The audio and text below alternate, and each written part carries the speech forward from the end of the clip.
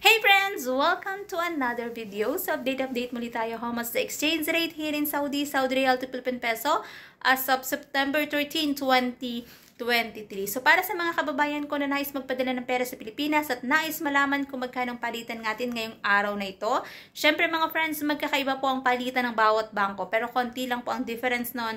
At least magkakaroon kayo ng idea kung magkano ang ating exchange rate ngayong araw ng Miyerkules, September 13, 2023. So, magkano nga ba? Siyempre mga friends, matutuwa pa rin ang ating mga kababayan na nais magpadala ng pera sa Pilipinas kasi mataas pa rin po ang exchange rate. Pero siyempre mga friends, batid natin na pag mataas ang exchange rate, bagsak ang peso. So, meaning, mataas ang bilihin sa Pilipinas. Pero siyempre, tayong mga OFW nais natin na mataas yung exchange rate kapag nagpapadala tayo ng pera sa Pilipinas para mataas din yung matatanggap ng ating mga pamilya sa Pilipinas. Kasi malaking tulong yun para sa kanila. Kasi alam naman natin na hindi ibig sabihin na kapag bumaba ang exchange rate, ibababa din yung mga bilihin doon. So, hindi ganun yun kadali mga friends. Hindi yun automatic.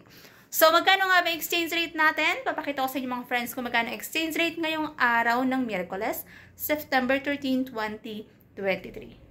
Update natin mga friends, 1 real equivalent ng 15.10 pesos. So mataas pa rin po mga friends ang ating exchange rate.